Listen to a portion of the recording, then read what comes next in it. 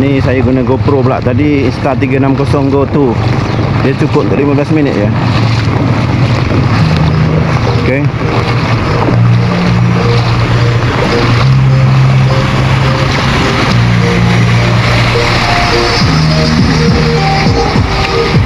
Happy je banjir. Macam pesta pula ya.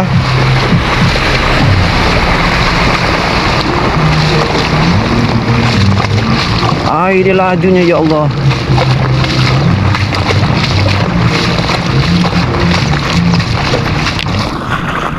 Okey, kat sini nampak tinggal paras Bugulali yang ni. Ini tinggi sikit.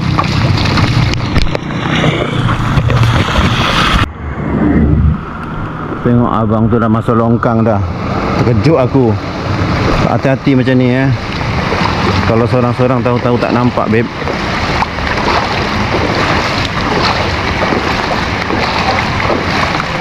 Ni dah sampai itu Klinik Jaya.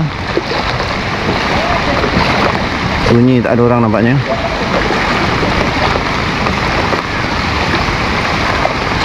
Sini dah paras. Paras lutut oh. Paras lutut. Tinggi ya.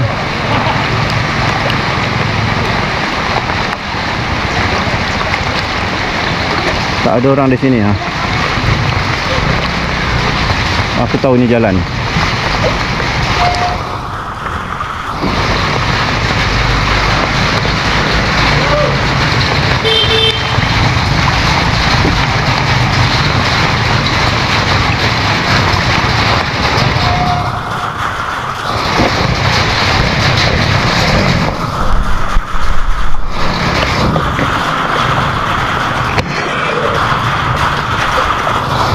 Itu kedai elektrik lah, siap.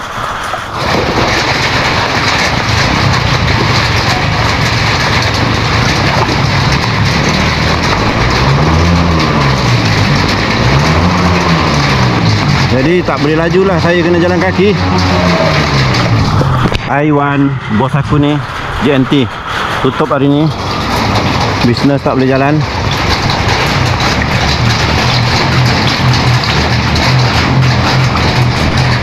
Ini warung musuk kambing tu, kursi kuning ni. Ini nasi goreng kambing, semua tutup. Okey, Pekan Pak Sulong dah sampai.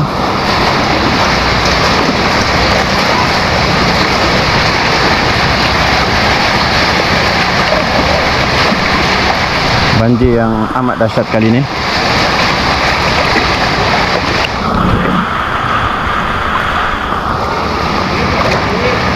Air dia laju tu.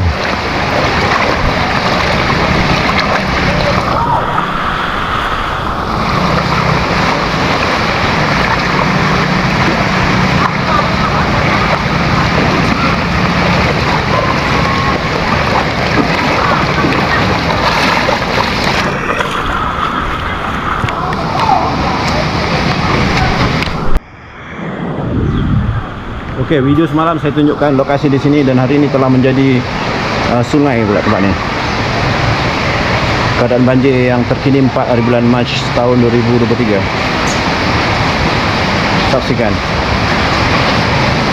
Saksikan saudara-saudara.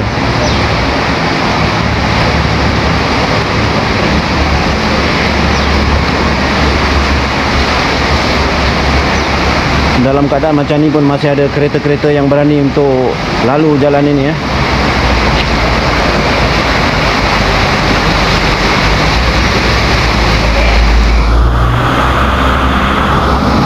Itu dia Jambatan Pak Sulong, dan jalan telah dipenuhi oleh banjir.